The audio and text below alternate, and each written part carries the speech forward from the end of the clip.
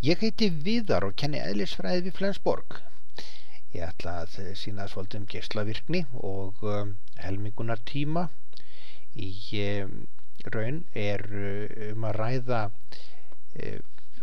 atómkjarna sem eru hérna fyrir utan stöðuga beltið og sumir þeirra hafa of mikið af nifteindum og senda þá frá sér betageisla til þess að fjölga róteindunum og komast þannig inn í þetta stöðuga belti. Aðrir kjarnar eru með of mikið af róteindum miðað við nifteindirnar og þeir senda frá sér alfageisla og komast þannig inn á stöðuga beltið. Í reynd er þetta mjög tilviljana kennt hversu ört þessi kjarnar gefa frá sér geislana, en ef að kjarnarnir eru nógu margir þá er hægt að finna út að líkindi ráða því að fjöldi geisla er í réttu hlutfalli við fjölda geislavirkra atóma og R stendur fyrir radiation og lambda fyrir hrörnunarfastan en N fyrir fjöldan. En í hver skipti sem kjarninn sendir frá sér geisla þá er hann að fækka sínum geislavirku atómum, þannig að fækkunin hún er hérna þessi mínus lambda sinnum fjöldin og sá tími sem við erum með í huga. Þessi diffurjafna hefur vel þekkta lausn að fjöldin hann er þá jafn mikið eins og upphafsfjöldin sinnum í veldinu mínus hrörnunarfastin sinnum tímin og með því að deila bara með lambda upp í jöfnuna þá fáum við svo jöfnu fyrir geislavirknina radiation að hún er alveg eins upphafsgeislavirkni sinnum í veldinu mínus lambda t. Þá skulum við kíkja hérna á dæmi 4144. Þar erum við með kóbalt sem hefur hrörnunarfasta og við höfum með ennþá hærri hrörnunarfasta, þannig að jóðið það geislar örar heldur en kóbaltið, en það kemur að því að jóðið hefur minnkað svo mikið að það hefur jafn mikla geislavirkni, jafn marga geisla á dag eins og kóbaltið sem að fer þarna mjög hægt og rólega. En sama geislavirkni þýðir að við verðum með geislavirknina frá kóbaltinu sem að við höfum formúluna þá fyrir R0 sinnum í veldinu. Já, þetta er þá upphafsgeislavirknin frá kóbaltinu og þetta sinnum í veldinu mínus og lambda hrörnunarfastin fyrir kóbaltið og sinnum tíminn. Þetta á svo að vera jafn mikil geislavirkni eins og er frá jóðinu og upphaflega er geislavirkni frá jóðinu er I0 og í veldinu mínus og hrörnunarfasti fyrir jóðið sinnum tíminn. Þegar við vitum að geislavirknin hún er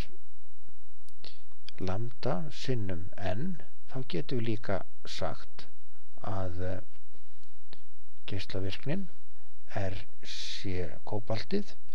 breytist þá í að vera lambda kóbalt sinnum upphaflegi fjöldi sinnum í veldinu þetta mínus lambda kóbalt t og þetta er þá jafnt og hrörnunarfastin fyrir jóðið sinnum upphaflegi fjöldi kjarna sem er þá jafn mikið eins og fyrir kóbaltið en sinnum hérna í veldinu mínus lambda jóð sinnum tíminn. Við styttum nú bara núllið út og getum líka einfalda svolítið jöfnuna með því að safna saman. Nú er í lambda fyrir jóðið miklu stærra, þannig að við skulum bara hafa það hérna upp á striki og það skiptir svo sem engu máli hvoru megin við einangrum,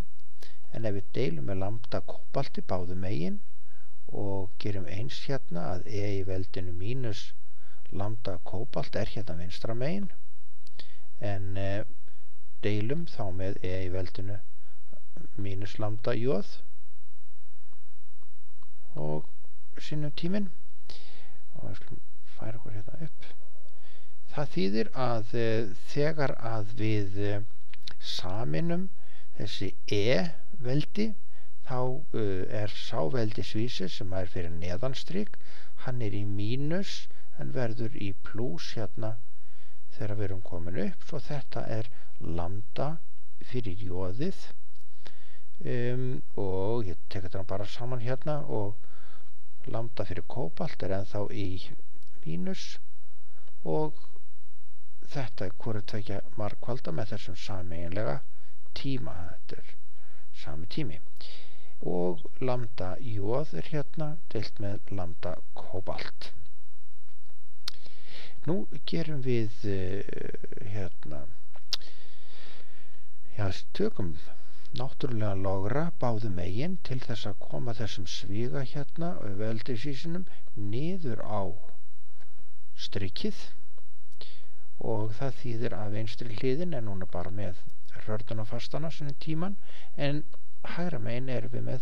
náttúrulega logra af þessum tveimur rördunarföstum,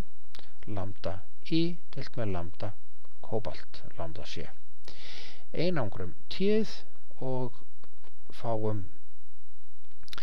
upp á strik ln af lambda fyrir jóðið deilt með lambda fyrir kóbaltið, og deilum síðan með lambda fyrir jóð mínus lambda fyrir kóbalt. Setjum nú inn í þetta tölurnar, og þá erum við með lambda fyrir jóðið, það 0,0864, en lambda fyrir kóbaltið 0,00036, og deilum hérna með lambda fyrir jóðið 0,0864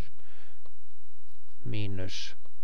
0,00036. Í reiknivélinni þá nú búin að finna út að þetta muni vera 63,69, 63,69, og einingin,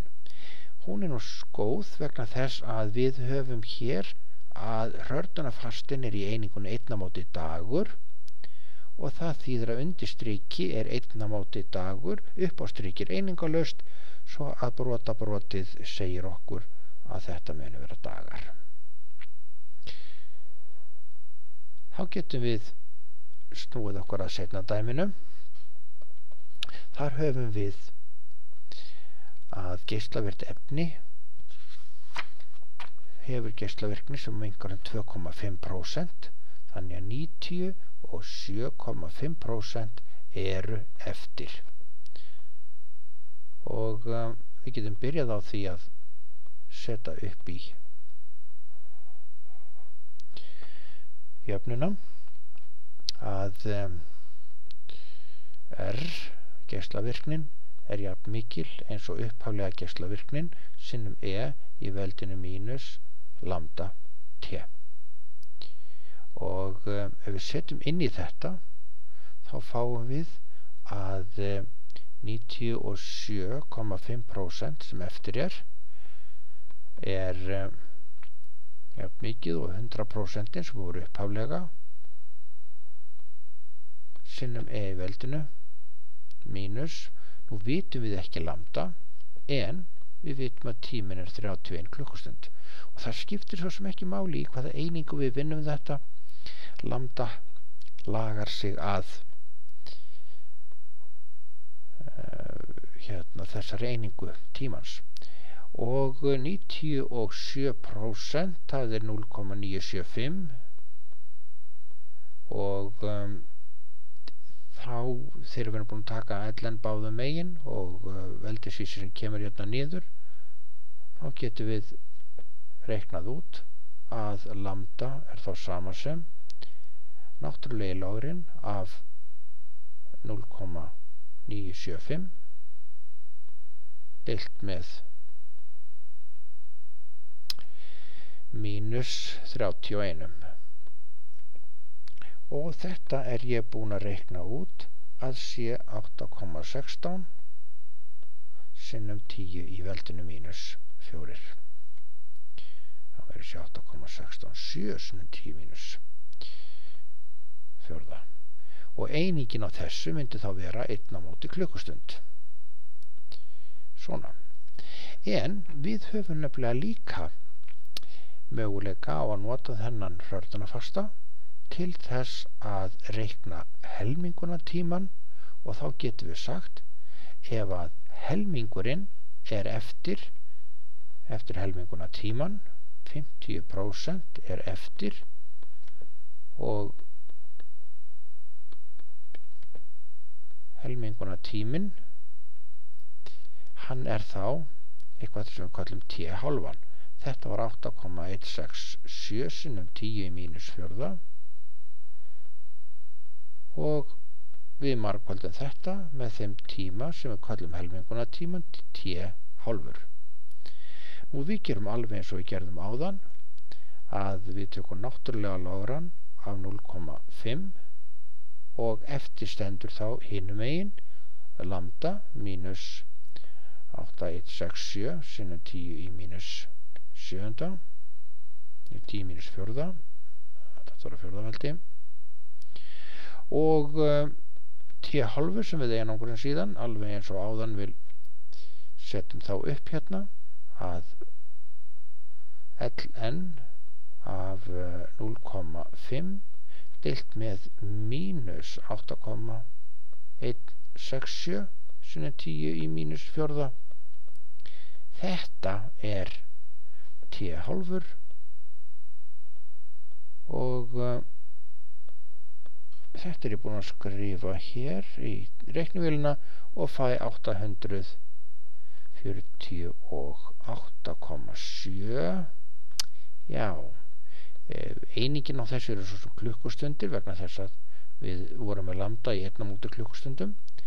eða nálgum þetta upp í 849 klukkutíma 849 klukkutíma